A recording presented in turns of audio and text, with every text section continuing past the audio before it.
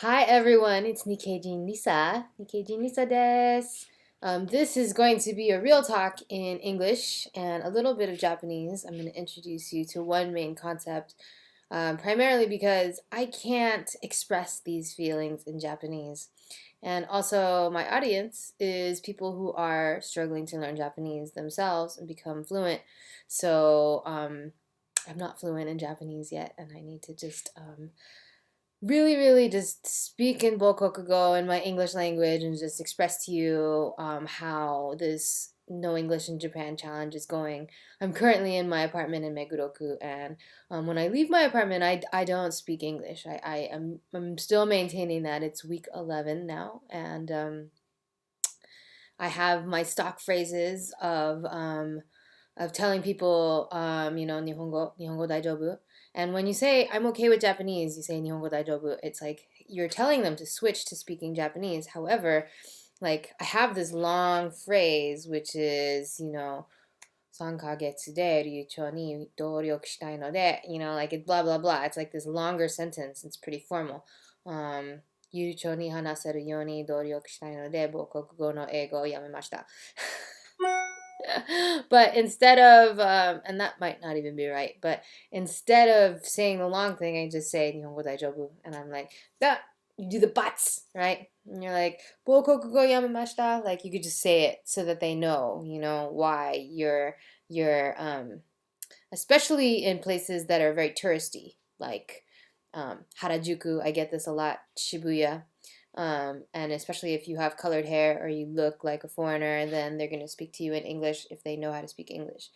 And that actually gets really irritating because there are foreigners who do speak Japanese. And there are foreigners who are trying to learn how to speak Japanese. So you're actually, if you're a native speaker, not helping the learner if you're stopping them from speaking their target language. And what this does is, this is the concept that I'm going to talk to you about.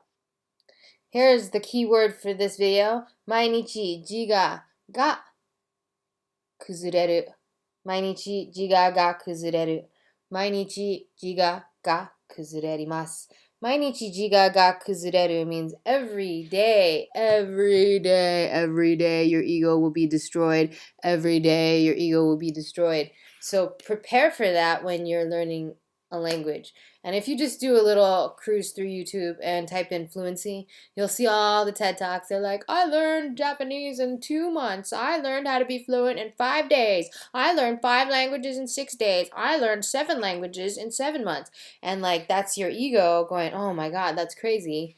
I can barely speak one language. And, mainichi jiga ga kuzureru. So I have a background in Tantra psychology. So this is based on this idea of the chakras and of tantric philosophy around the ego being destroyed. So it's a good thing when your ego is destroyed because you can't go in to fully learn a language unless you're ready to make mistakes on the daily, unless you're going to be able to embrace being wrong, and you're going to embrace being wrong and the willingness to be teachable, and that's what makes you a good student. Not everybody's going to be a great teacher for you, just like native speakers in Harajuku who they won't even speak. They'll just start miming to you because they think that you won't understand any Japanese at all.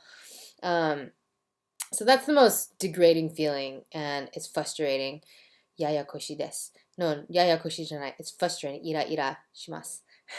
And sometimes you get like, in Japanese, you'll get the word one syllable off, and it'll be a completely different word, and then you're like, oh my God, moyasu densha, moyasu eki, moyaru eki, moyasu eki, moyari eki.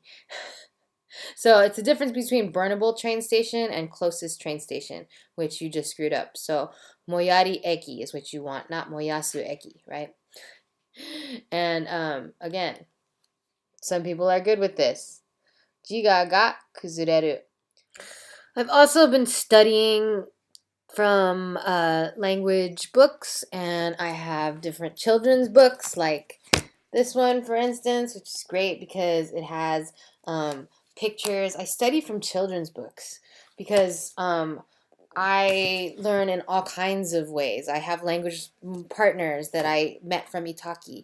I love reading like things that are English, but have simple sentences because this is like one big leibun. It's one big uh, example sentence. It helps me practice hyogen, helps me practice expressions and grammar. In ways that textbooks won't, in slow ways at my own my pace de benkyo. Like I get to study at my own pace and like learn things that Snoopy says, like, and that's kind of like, you don't really want to learn everything from children's books or from manga or from movies, but it's helpful because you'll like be able to whip out something that's like a native expression, which is funny, like it'll level up, right? So I've been studying like harder than I ever have in my life. And this is reading, writing, living, and being and doing. And it's really frustrating when I still get into these situations where I'm like unable to understand anything. When you're in a conversation with people and you understand 30 to 50% of everything that they're saying, it really is irritating, overwhelming, discouraging. And you wonder, when am I ever going to be able to be in this conversation fully? How long, how hard do I have to study? What else do I have to do? Who do I have to become? What other techniques do I have to employ? How long is this going to take? Oh, maybe even Japanese people who don't have a background in tantric philosophy are not going to understand this sentence.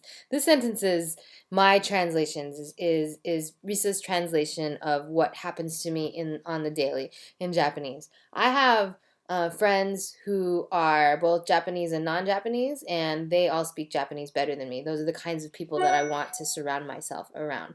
So I'm only surrounding myself around people who will help me improve my Japanese. And so if you're a Japanese speaker and you want to practice English with me, I'm not going to really want to hang out with you because I'm not trying to learn how to speak English at this moment. I'm trying to become fluent. So the only way that you'll catch me speaking English is in these videos where I'm like trying to express my heart because I can't currently express my heart in Japanese. And so I do all these Facebook Live videos in my native tongue because I have frustrations. I can't just cut my native language off completely because I have these feelings that I need to get out, and Facebook or social media is a good way for me to be able to do that. And sometimes you're just like so overwhelmed with how far fluency is. Like I have been living in Japan now for 11 months, give or take about, a month where I was in the Philippines, 3 weeks in the Philippines and 3 weeks in America. So that's 6 weeks away from speaking Japanese. But even in those times, like that's 6 weeks away from speaking Japanese, and minus that, every day I'm forcing myself to speak Japanese. I am deflecting Japanese people from speaking English to me, and you have to get really good at that. So if you're someone who is not used to having your ego getting broken down, then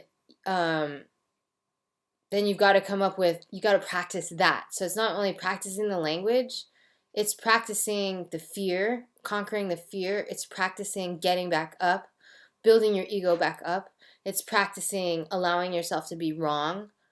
It's practicing being teachable and absorbing other people's advice and staying away from people who break your ego down in a way that is not helpful. So the woman in Harajuku who's just miming to me and is trying to like talk to me like a dog, that is not helpful. The person who is really mean to you when they respond because you've gotten a syllable off, those are people that are not going to be helpful. My mom did not raise me speaking Japanese. She is a Japanese native, but she lives in America and has lived in the United States for over 50 years. So she raised her children speaking English only, which is admirable because I don't get angry in Japanese. I'll be able to like speak, Mainichi Jokai was fine, and I can like get through most situations. Like I'll be at the airport and I'm trying to check in and it's all Japanese, and then she's like, "This is the wrong ticket," and I'll be like, "What?" and that's just like a knee-jerk reaction because inside I am an English speaker. And once I've switched over to being a Japanese speaker, then I'll be like, "Nani?" Like it'll be totally different. But not only do I say what, but I say it louder than the average Japanese person. Like I get angry like an American because I was raised in the United States and I was raised with an English mother. And I felt like her hair went like this because she's like, I'm like, what? She's like it was so funny because like I could tell that the volume level was something that, Japanese customers are not normally going to act like that. It's definitely something that an American or someone who speaks English is going to be like, what? I was totally scared because I was trying to check in, for a flight. She's like, this is the wrong ticket. And I always freak out because I'm always like chronically missing airplanes. So I thought, oh, here we go again.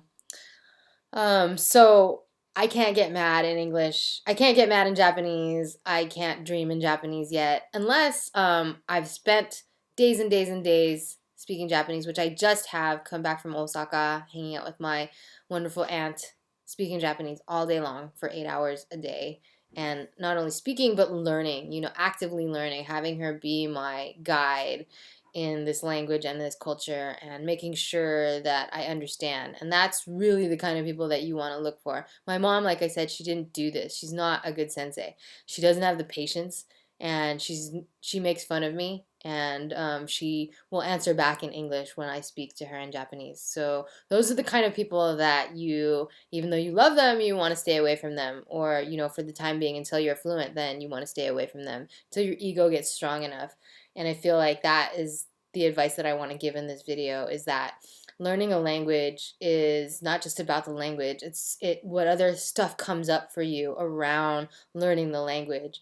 So it took me so long to become fluent because discouraging messages from my mother would always come up. And recently when I went home, I had a noritsugi in San Francisco where my mom is living right now, and I actually last lived in Los Angeles, so I had 6 hours to spend in SFO, and I had my mom meet me there.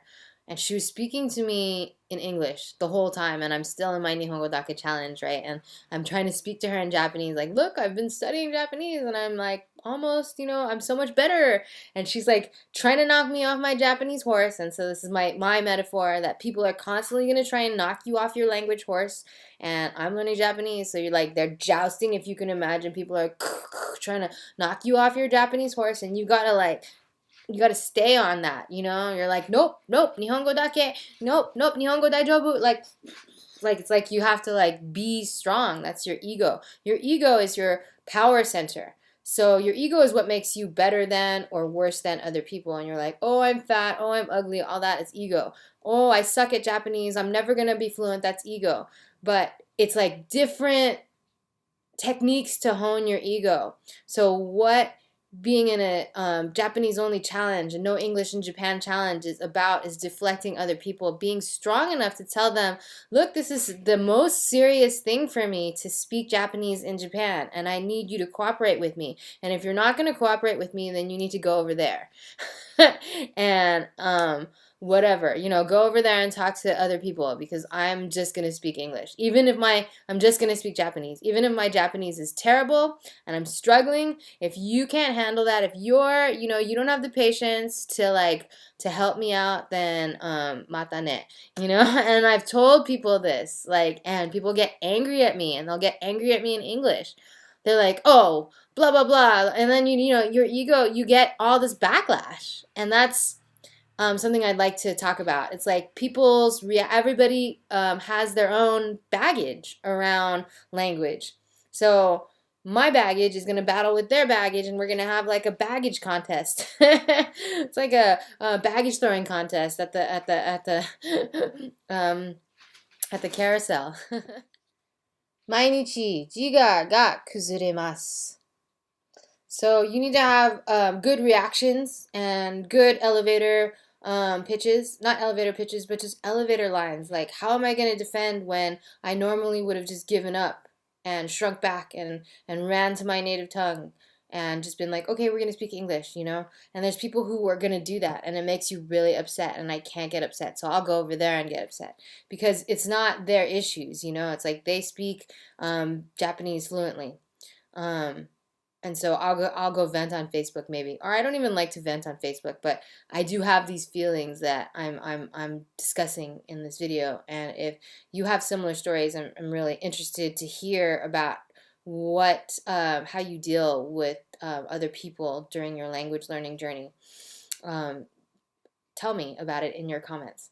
And then secondly, jealousy. Jealousy comes up because you're like, oh my God, this person is way better than me, and I'm half Japanese, and this person is not, and they're giving me all these grammar tips, or they're more fluent than me, and I can't even understand what the F this person is saying, and they're not even from Japan.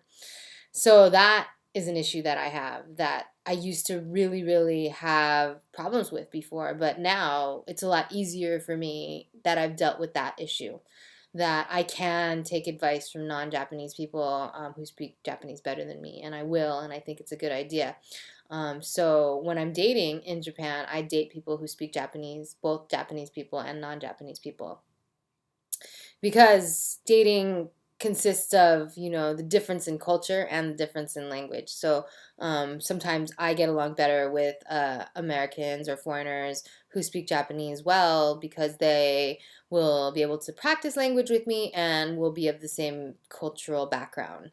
So for me, the challenge in dating Japanese people is ibunka, is like the difference between the two cultures, ibunka, and just even being half Japanese, it's still hard for me because I grew up in America, and that is like most of my life is American, and so there is a difference in culture, a huge one. I feel between Japan and America.